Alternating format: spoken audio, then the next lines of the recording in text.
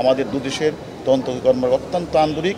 আখতারুজ্জামান শাহীনকেও ফিরিয়ে আনার আমরা আখতারুজ্জামান শাহীন সে হলো, আমি একটু আগে বলেছি, সে হলো একটা মূল প্ল্যানার, বেনিফিশিয়ারি, মদতদাতা। সে এখানে টোটাল ঘটনাটাই সে বাংলাদেশে একাধিক মিটিং করেছে, তাকে কয়েকবার মারার জন্য সে বিভিন্ন প্ল্যান করেছে। এখন সে 20 তারিখ বাংলাদেশ থেকে দিল্লি হয়ে সে কাঠমান্ডু চলে গেছে। আমরা কিন্তু তাৎক্ষণিকভাবে আমরা আমাদের তথ্যপত্র দিয়ে এনসিবিকে বলেছি ইন্টারপোলকে অবহিত করার জন্য, এবং সে যেহেতু আমেরিকান নাগরিক সে হিসেবে আমরা ইন্টারপোলকে অবহিত করি। দ্বিতীয়ত, আমরা যখন ইন্ডিয়া গিয়েছিলাম, ইন্ডিয়াকে আপনারা জানেন আমরা সেখানে কর্তৃপক্ষের সাথে, যেহেতু ইন্ডিয়ার সাথে মার্কিন যুক্তরাষ্ট্রের একটা এক্সট্রাডিশন ট্রিটি আছে, সেই ক্ষেত্রে তারাও উদ্যোগ গ্রহণ করবে। এছাড়া আমিও বাংলাদেশের আমি গতকাল এবং আজকে বাংলাদেশের যে এম্বাসি আছে সেই এম্বাসির কর্তৃপক্ষের কাছে আমি কথা বলেছি।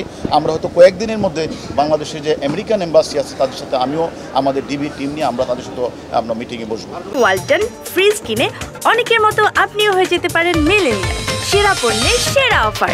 আমাদের যে তদন্তকারী কর্মকর্তারা যারা রয়েছে বাংলাদেশ ও ইন্ডিয়ার পার্টি সকলেই অত্যন্ত আন্তরিক।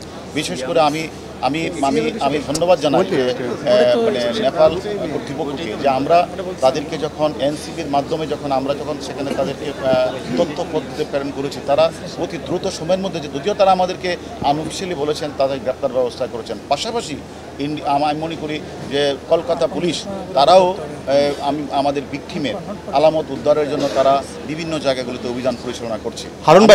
আমাদের দুই দেশের পুলিশ আমরা অত্যন্ত আন্তরিকতার সহিত, আপনি জানেন আমাদের মাননীয় সংসদ সদস্য অত্যন্ত জনপ্রিয় একজন ব্যক্তি, তা আমি মনে করি তাকে যেভাবে পৈশাচিক কায়দায় তাকে হত্যা করে তার লাশ গুম করার উদ্দেশ্যে যেভাবে ওই বাসাটাতে তারা যেভাবে তাকে এভাবে হত্যা করে গুম করার উদ্দেশ্যে লাশটা বিভিন্ন জায়গায় ফেলানোর কাজ করেছে, আমি মনে করি আমাদের দুদেশের তদন্ত কর্মকর্তা অত্যন্ত আন্তরিক।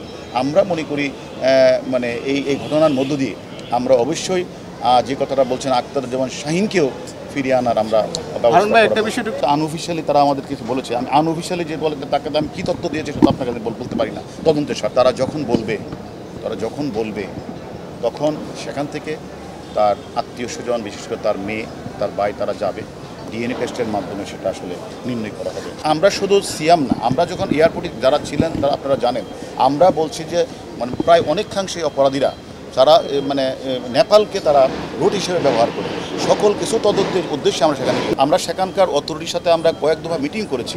পাশাপাশি সে যে হোটেলগুলিতে অবস্থান করেছিল সেগুলিতেও আমরা অনেক ভিডিও পেয়েছি, অনেক তথ্যপত্র পেয়েছি, যেগুলি আমরা পরবর্তী তদন্তের স্বার্থে আমাদের অনেক কাজে আসবে। এবং আমি মনে করি আমরা এই দুটি দেশের সফরের মধ্য দিয়ে আমরা তদন্তের অনেক অগ্রগতি সাধিত হবে। পাশাপাশি আমাদের দুই দেশের তদন্তকারী কর্মকর্তাদের কাছে একে অপরের সাথে আমাদের একে অপরের যে তথ্যগুলো আমরা শেয়ার করে অন্তত দ্রুত গতিতে আমরা এমনি মামলাটা অলরেডি আপনারা জানেন আমরা কনক্লুসিভ পর্যায়ে আমি আগেও বলেছি আমরা রয়েছে।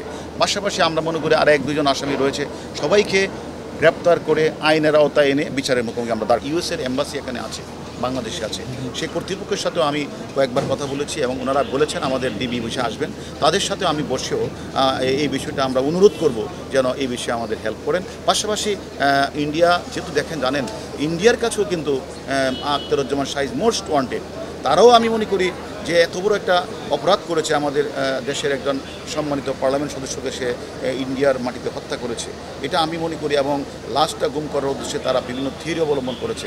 তদন্তকারী কর্মকর্তাদের তাদের লক্ষ্যকে ভিন্ন খাতে দেওয়ার জন্য তারা বিভিন্ন জায়গাগুলিতে গিয়ে কেউ বেনাপুল, কেউ দিল্লি, কেউ মুজাফফরাবাদ গিয়ে তারা সিমে রিং দিয়ে বোঝানোর চেষ্টা করেছে যে অপরাধের যে স্থান সে অন্য জায়গায় না অন্য জায়গায়। এরকম অনেক ধরনের তারা প্ল্যান করে ঠান্ডা মাথায় তারা এই কাজটি করেছে অনেক দিন যাবত।